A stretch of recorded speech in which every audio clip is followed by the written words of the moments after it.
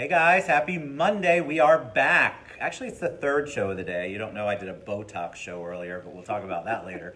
I'm with my friend Minesh Baxi. Baxi. Did I do it right? You All got right, it. so let us know you can hear us or see us. This is fascinating. We had not met before, but we have mutual friends. Lots of great stuff going on. His beautiful wife is off camera over here. You can't see, they just celebrated their wedding anniversary, 27 years, which is amazing. So we're getting thumbs up. That means they can hear us and see us. I barely even had to ask that. So welcome. We have been trying to get together for a long time, and 110% of it's my fault that we could not. So I'm very happy that you're here. We can do the show while you guys are here. So welcome. Thank you very much, Ted. I'm very, oh, we've been laughing. That's why he's laughing, because we all have the giggles now because we've been laughing and having a good time kind of getting to know each other. But I love the topic of the show that you chose. Sure. I love your bio. I think that you have so much wisdom to offer people. But everybody always likes to start with an origin story. So where are you from? And then eventually we want to get to how you got to that place in your life where you're now able to do what you're doing now. Well, thank you, Ted, for the opportunity. I really appreciate everyone being here as well. By now, you have already guessed my accent comes from Orlando. I was going to say, South Carolina? Well, Orlando is closer to it than South Carolina. That would be a little bit different. But yes, I was not born in Orlando, and I was born in a city called Agra, which some people who do crossword puzzles in New York Times might know what Agra is famous for.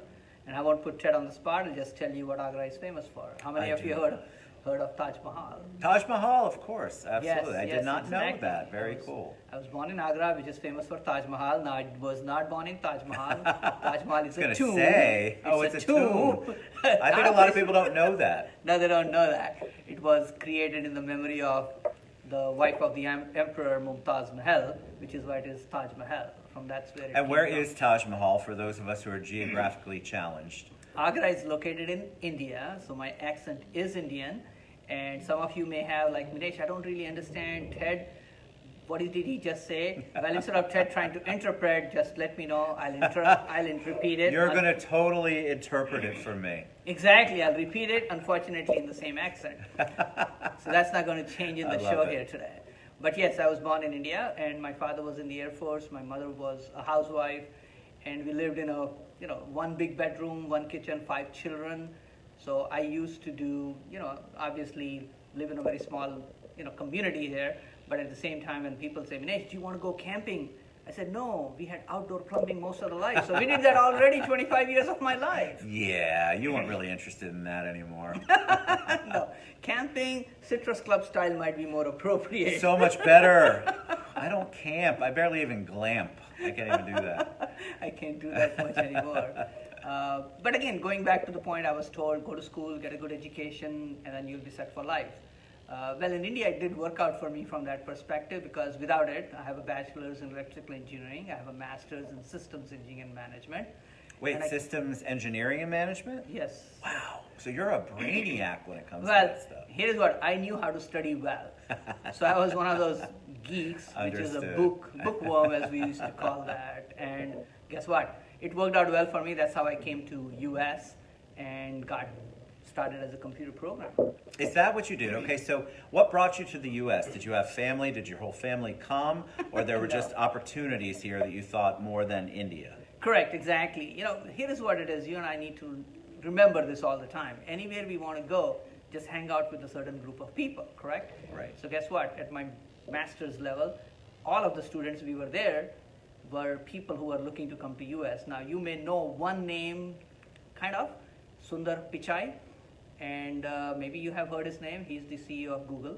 And he came from the same college that I did my master's in. Oh, no way. How cool is that? Exactly. So all of us were pretty much interested in coming to US, and that's what ended up happening.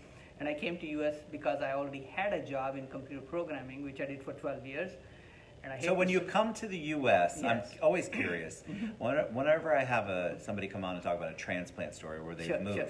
you come to the U.S., was it everything you expected? What was the transition like for you? Or was it more or less? Like, how did you acclimate yourself when you got here? Very good point. Actually, it's one of those strange stories, and you'll hear this more and more from people who are transplants. is the first thing we come here, this is a great country, but I would like to go back to my country. Until then they go back and they realize the country is more crowded, Right. more noisy, more polluted. The Because roads you're are in a very foreign crowded. land, you don't know.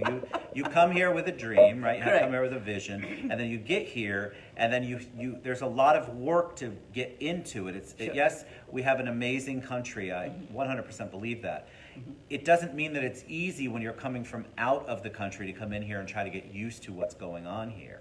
So it sounds wonderful, and then you get here, and then you're homesick. You have family and friends that you miss, and then you want to do well here, but you have a desire maybe to go back, which is what you're talking about. Well, and when I go back, I realize I don't want to go back to India anymore. Right. Because it's so different, and it's like, what happened? Well, here's what I will tell you, and again, I'm biased. US is the best country on the planet. I think we have Amen. the best systems on the place if we can keep it, like Jefferson said. The main idea behind it is that here everybody's equal. Now I know living back in India, we have a caste system, Right. the dignity of labor was not there. It's like, hey, you do certain types of work like white collar versus blue collar, you don't become a waiter, waitress. And the beauty of US system is you start from anywhere, and just digress for a second. My wife is here, who is from Chinese descent. Her family owns a Chinese restaurant in Michigan. And on Christmas Day and Christmas Eve, guess what I was doing? I was bussing tables, by the way. Just like that Christmas Story movie, right? Exactly. And the reason I share that, in India, it would be frowned upon that I did that, right? So it's been a very interesting journey from that perspective. But anyway, the bottom line is, US has been a phenomenal country for me. The main thing for me was, after being in computer programming for 12 years, which I never liked really to do much. I mean, I liked the job overall, but not 8 hours a day sitting in front of a desk. And that is one of the things which That I will seems the cover in a complete minute. antithesis of your personality, right? Because Exactly. you have to be I believe there are people who love that and Sure, need to exactly. be in that. Exactly. And they don't need to be in front of a camera or out and Correct. about or writing a book or Yes. presenting things. Yes. You don't seem Yes. at all like Yes. you're that person, like you would ever be Correct. comfortable sitting in a cubicle. Exactly. And that's one of the things which is, one of my books is called Stop Hiring Losers. And the reason I wrote that book is I was one of those losers. You didn't want to be having me on the team Right. if you were looking to build a team specific to that particular interest. Like, I'm a great guy, but I'm 5'4", I'm pretty slow, I'm now 56 years old, pretty old. I would not be the best person to recruit for either NBA or in place of Tom Brady, stuff like that. Doesn't No really work MBA well. for you, my friend. Doesn't really work well. So stop hire. So you get to the point. I want to talk about that book. So you get to the point. You're here. Yes. Was that kind of an accumulation of all of your experiences, and that's why you decided, all right, I need to. Had you already experienced, other than you, other people that you were hiring or had been hired for positions that weren't right for the position? Exactly. Well, it starts from the mirror, right? So I looked in the mirror and I was the loser, right? I was not the person my companies should have hired. And some of the companies I worked for, including GE, they never had tools in order to, at least in the way that I got hired, to evaluate if the person was going to be right fit for the job. And from my own experience, I found that it was, not they should have put me for a different role than they did. And which is why 12 years later, I went to one of my clients and said, hey, you know what? I would rather work from home. I would rather work 20 hours a week. She's Right. like, this guy doesn't want to be here. Right. So after a few months, she lets me go. And interestingly enough, then I started my journey in 2000 to be an entrepreneur, which was become a speaker, author, and a business coach. Okay, so how do you go though? It's amazing to me that journey, because when I think of engineering, Yes.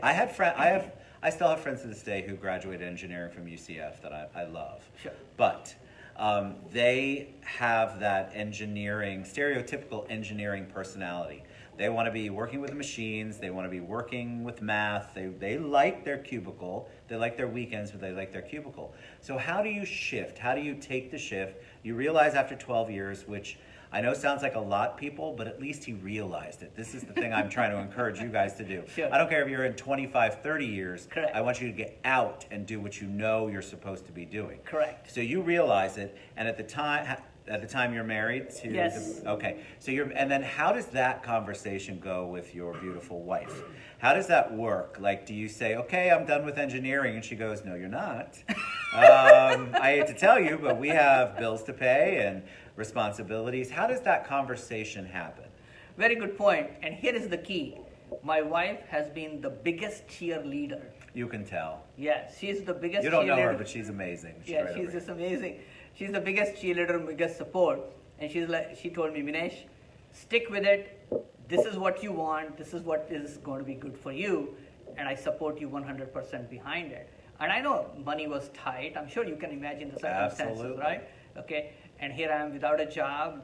And this was right after Y2K, which was a disaster, as most of you know, what was going on in the budget world. Right. So eventually it's like, I have to do something different. And that's when I said I have to be a speaker, author, and a business coach. And one of my good friends, some of you may have heard his name, but his name is Rick, makes a lot of money in the business, in the coaching business. And I told him I want to be a speaker. He said, Minesh, you don't even speak English, you know?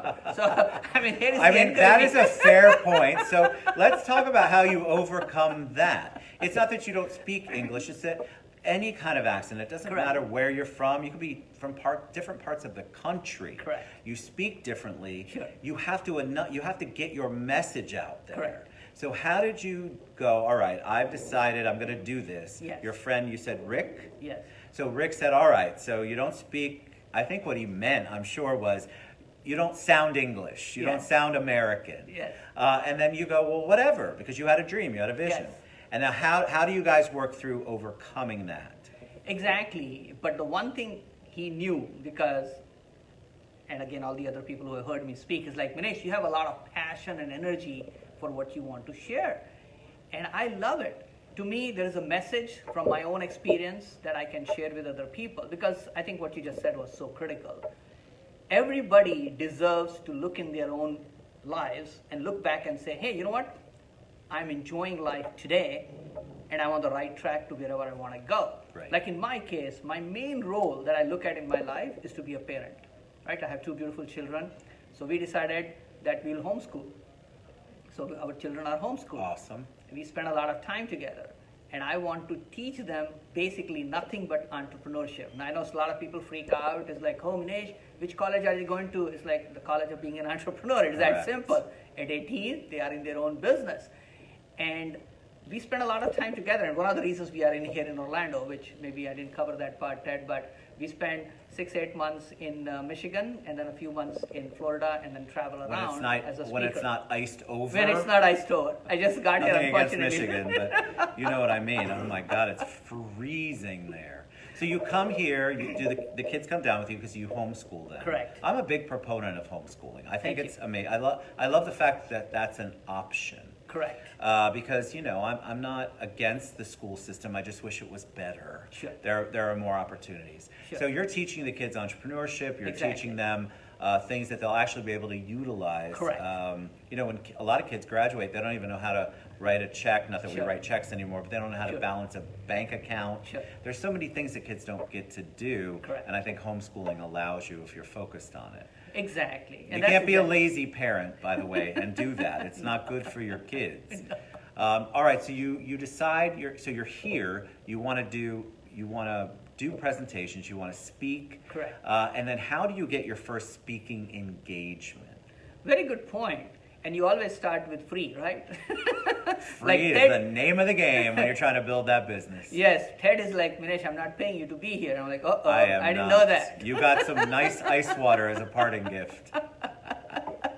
Maybe that It happens. You can might have my mug when I'm I can done. have a mug Yes, too. you can have a I can have a mug that as well.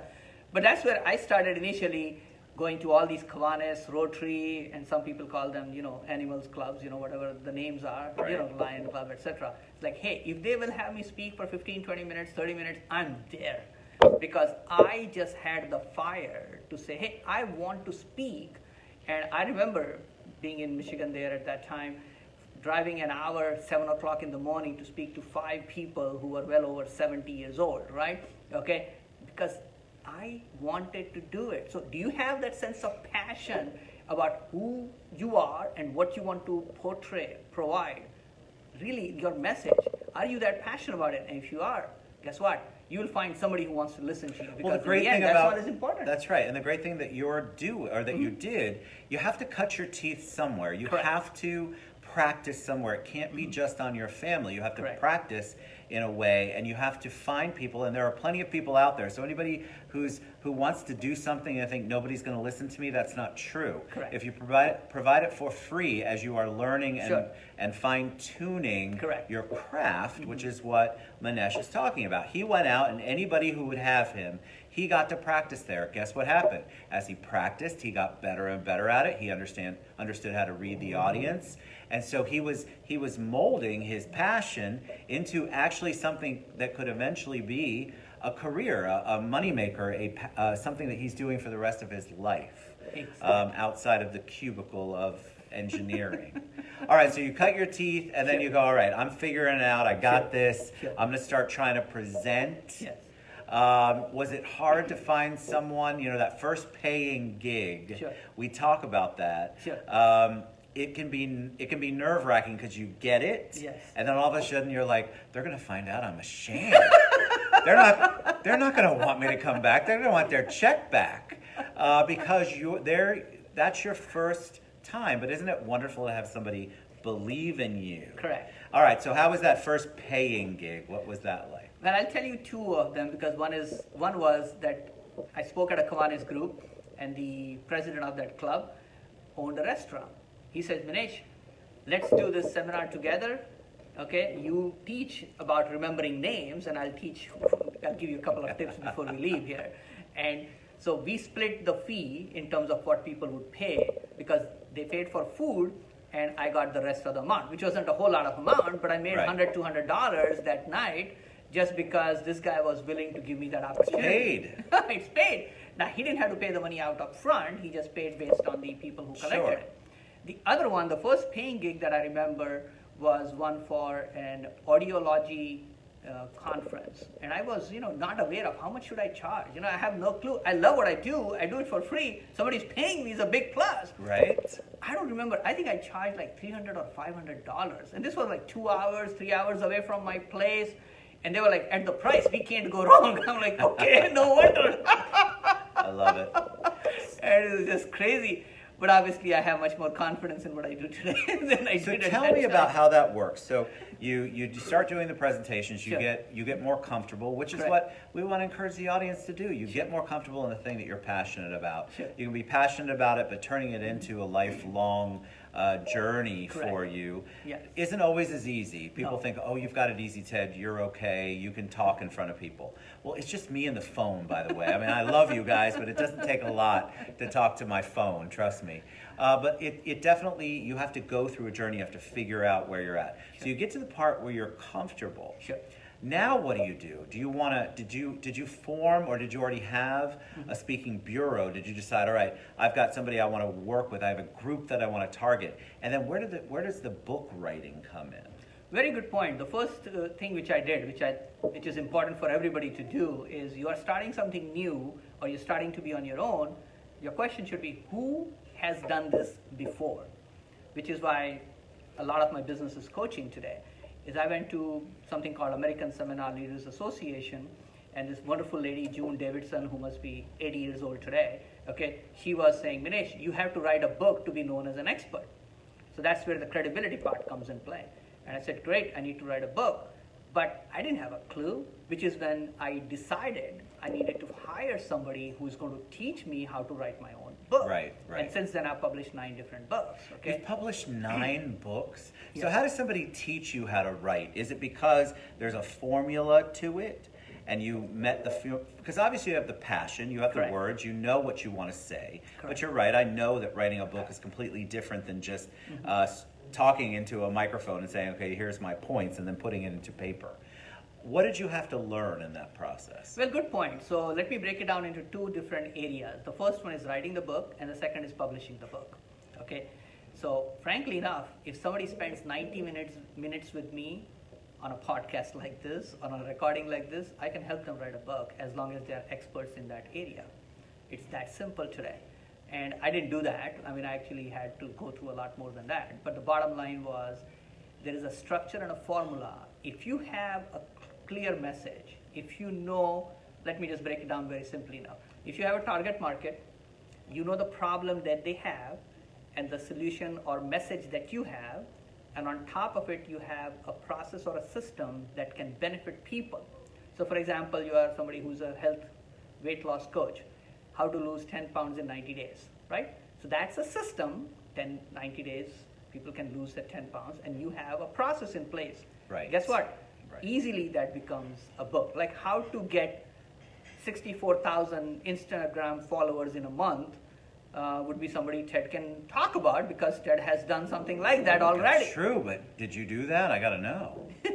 No, what is our topic today is based on your writings and your beliefs. Correct. So you eventually got to the point where you're like, okay, coaching, teaching, mentoring, Yes. and speaking. Yes. You were seeing something that was missing in the business world. Correct. So you took your own knowledge, and talk about that, and you created and this won't interrupt. You created a book, a series. I want you to talk all about how you went from experiencing it to being able to share it with people. Thank you for sharing that, because the way I built my business was going networking a lot, right? We are right here at the beautiful Citrus Club, where you can network with wonderful people, right? Okay, and then on top of it, speaking, because you and I know there are ways to be known as an expert. So one of the ways to be known as an expert is to be a speaker in front of groups of people. It's true. People immediately say you're an expert.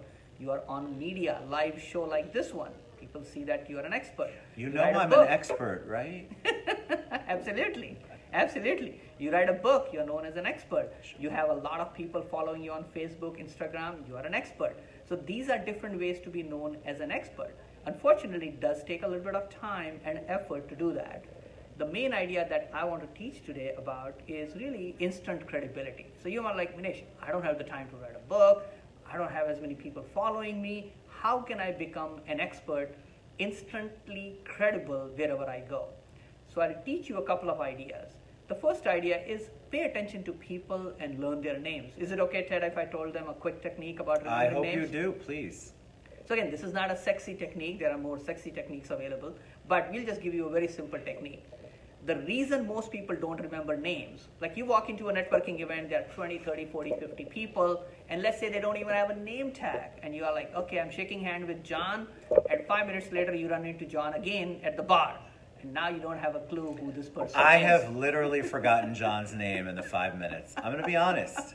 And that happens to all of us. Right. I'm not the only one, and Ted is not the only one. So what do you do? Here is a simple technique, and I'm teaching this to my children. This is the fun part, because all of this I teach my children.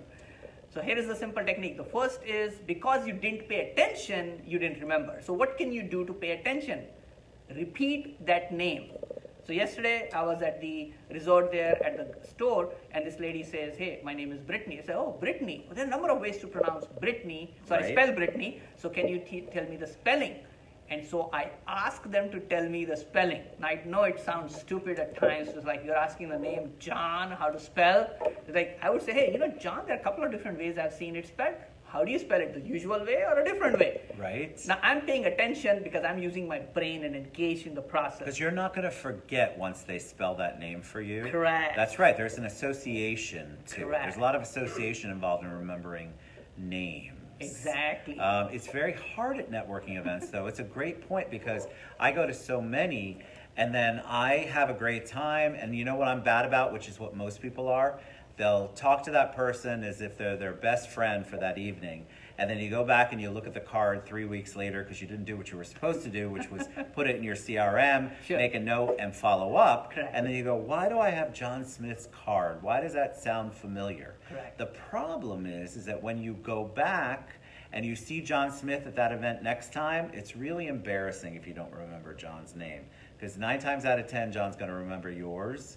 And you have to be really, really good at trying to figure out. So what I do, I have a trick. Can I share? Yes. So if I come up to you, and I'm going to share this, it's a terrible trick. If I come up to you at a networking event and I have my friend Minesh next to me, and I say, this is my friend Minesh, that means I don't remember the person I'm introducing him to. Because 9 times out of 10, that person's going to go, I'm John, I'm Jane, and then it dawns on me why. because it's I'm not trying to be disrespectful. It's just that you meet so many people. Yes. So these techniques that he's talking about, that's such a powerful one. You want to do that because that's going to make you stand head and shoulders above the rest of the people who are networking, who might also be in your industry. And trust me, when people think that you remember them and you appreciate them by remembering their name, they're going to want to try to figure out how to build a relationship. Exactly. You become instantly credible in their mind because you are the one who is paying attention. Yes. And now everybody's going to use that technique against me later.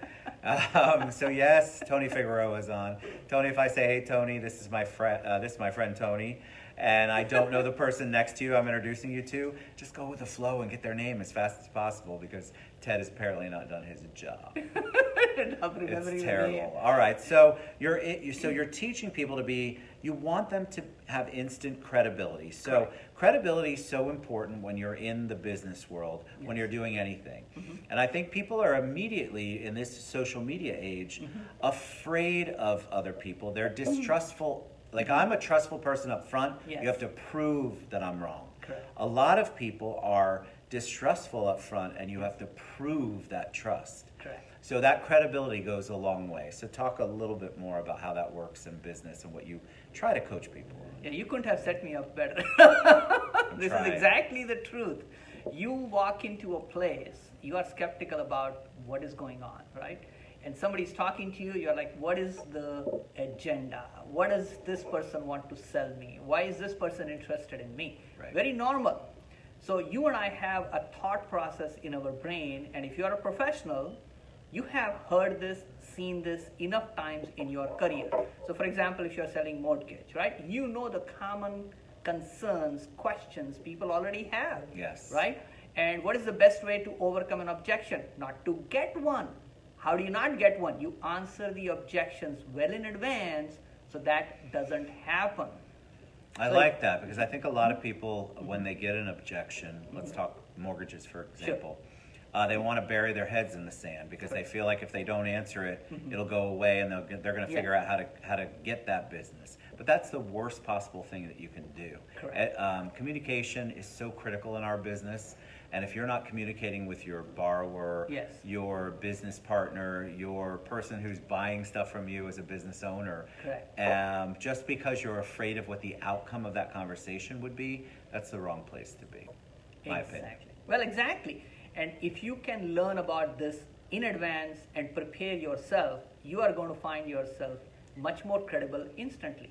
So when I walk into an event, for example, you walk into an event, you know you are looking to connect with the right kind of people. Right. Or if you're trying to sell somebody something, like for example, mortgage or real estate, you know the challenges that the person has already, whether you're going on a listing presentation or somebody wants to do, become a buyer and you want to help them buy a house, you know the questions in their mind already.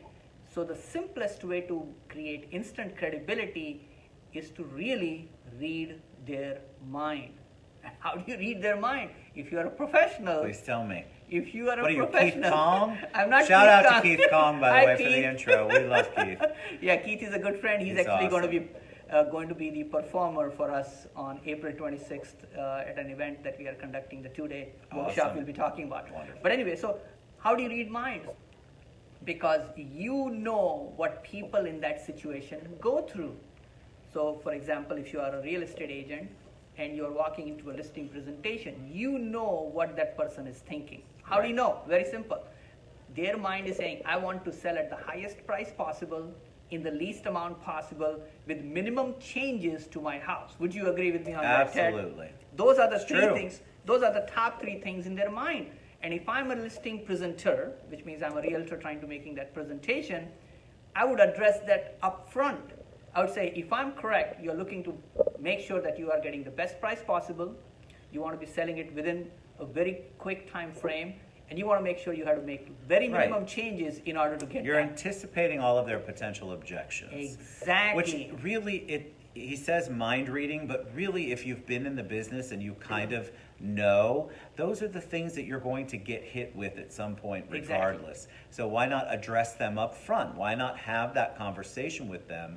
because that not only does it make them feel better, it makes them realize, all right, this person knows what they're doing. You're also opening that communication. It's an open dialogue. And so you're giving them an opportunity to tell you, yes, this is what I'm thinking, this is what I'm feeling, or maybe, no, it's not just that, it's this too. And then you're getting it all out in the open immediately. And then you're creating that openness, which you cannot imagine how impactful that is if you have it all the time with your clients. Exactly. And again, you know and I know people don't trust immediately, right? You have to give them enough reasons to trust you. And if I tell that up front, hey Ted, I know you don't know me. And I'm sure you have certain questions about, is this really the person who is going to be doing a good job for me? Right. And I'll tell you, that's a very good question to ask. Right. Immediately, Ted is like, wow. Right. Ted is relaxed. Then I'm like, oh my God, he knows what I'm thinking and feeling. Therefore, I know that he's going to have my best interest at heart. He's already going to anticipate my needs. It's really powerful when you're working with clients of any kind.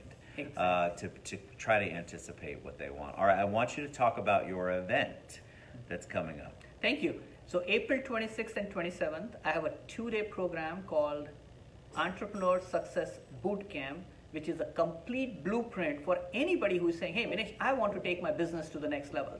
If you're a newbie, it's a great place to be. But if you've been in business for a long time, you'll pick up techniques which you may be missing right now, which is preventing you from going to the next level. And that's going to be right here at Sile Insurance Group. They have a great place there. They have a great location. Exit 94 of I-4. The program is going to be 2 days, Friday and Saturday. And here is the best part. The program is free. All you have to do is pay a deposit to make sure that you have your seat blocked. And we'll also pay for lunch. Now you'll be like, Minesh, why would somebody do that? Very simple. I believe that if I educate enough good people, the right people will become my clients. That's it. Okay? And at the end of the program, if you were saying, this was just not worth it, thanks for coming. I really appreciate it. You gave me the opportunity. I'm happy to see that. And on the other side, you might be like, hey, this is the kind of person that I really could use some help with. Fantastic. Like one of my good clients here is Renee Friedman of Fast Science of Orlando. They're great people. They're awesome. And I've been able to assist them in their business, and they really enjoyed that relationship. Why? Because now they are reaching whatever the next program for them is, next level for them in growing their business. So what's your goal? What's your goal out of that 2 days? What do you want them to know going in? What can they expect to hopefully learn from that? Because I think people go in, they're like, all right, it's 2 days, I can commit. If it's no cost to me, I mean, there's no risk for you. So, but what are you going to be talking about? You can be general, but I think people would want to know what can they expect when they leave there on Saturday to have.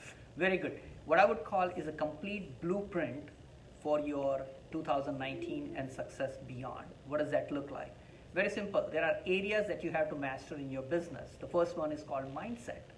If you're not mastering your mindset, the rest will not matter. The next is time mastery. Are you really getting the most out of the time that you have? Right. Now, I'm one of those guys who enjoys a great life, okay? Mainly because I've done a good job of mastering my time. You may not believe this. We have been as a family to Disney World over 150 times in the last 3 years. Oh, you're Disney people. In the last 3 years. That's awesome. In the last 3 years. Why? Because I can afford to. Right. Okay, I'm not saying money-wise, because I'm sure most of you on this can afford, but it's more about time. How can I do that? Because I have that. So I also like to talk about purpose and passion. One of my good friends is Haisam. He had a great, unfortunate Haisam Jabali. Yes. We love him. He had, something happened in his life which really turned it around, and this is how he created the Black and White Weekend, which will be taking place in May. In May. Exactly. And he is somebody who understood his purpose in life. And when you understand your purpose, time becomes easier to manage. Correct. And then we talk about how to generate leads, making sure your message is heard properly to people, and you are actually learning how to convert people. And there are a lot of techniques on closing that we are going to talk about, overcoming objections. There's a 3-step process in overcoming objections when people have. There's a 7-step system in writing down your presentation for closing sales. There are 3 critical stories that you must have in every presentation that you're making. So if you learn those things, including, like I said, starting from the mindset to closing, and for me, the best thing has been repeat revenue and referrals. For me, clients come back over and over and over. Every day I get a client from somewhere in the country because they were referred. Why? Because I do such a great job of having that system in place.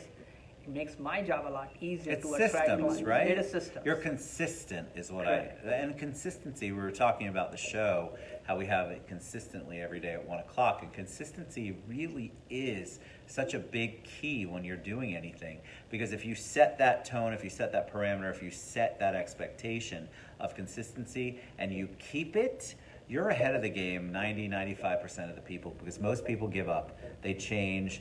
They're not consistent, not only in their presentation, but in how they do business with you. And so having some sort of consistency is so critical, I think. All right, so see how fast it goes. We're going to share all of Minesh's contact information, how you can reach out to him, how you can register for the April workshop. I mean, you want to get involved. You want to get with him because he's got a great sense of humor. Anybody who has a great sense of humor, I believe, is such a great teacher. So you've got somebody who wants to mentor you, take care of you, and it's no cost to you for the April event. Of course, you can reach out to him for other things prior to that. But you definitely want to figure out what he's got going on. He's got some books with him today. We'll send all of those links too, because I think it's really important. People are hungry for the information that you're trying to disseminate. People really do want to learn. They want to figure out how to get outside of their cocoon, out of their 9 dots, and somebody like Minesh can help you with that. All right, so any parting words of wisdom for them, anything you want to share with them before we head out? Here's what I will tell you. My father died last year, and it brought me to some clarity that there is limited time for us. So let me ask you, are you living your dream life today, or are you waiting for someday? I hope you're not waiting for someday.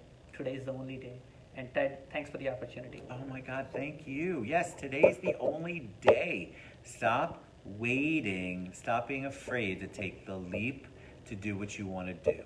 You might think it's a giant leap over this Grand Canyon of excuses and things, reasons why you can't do it, but I promise you the leap's not as big as you think.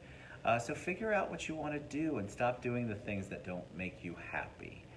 Because honestly, like Minesh said, we're only guaranteed today, and that's not even a guarantee. Minute to minute, people. Remember, you've got to stay present, and you also have to go out and do your thing. Go out and live your life.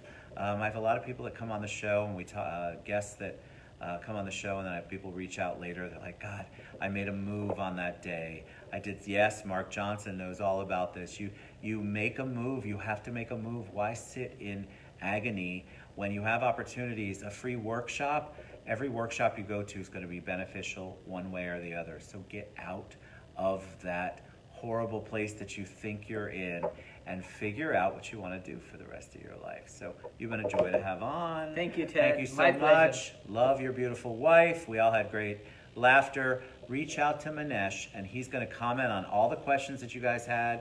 We're going to share all of his contact information, and you guys should most definitely attend Bakersfield, California. All right, we love you guys. We'll see you later. Mwah. Thank you.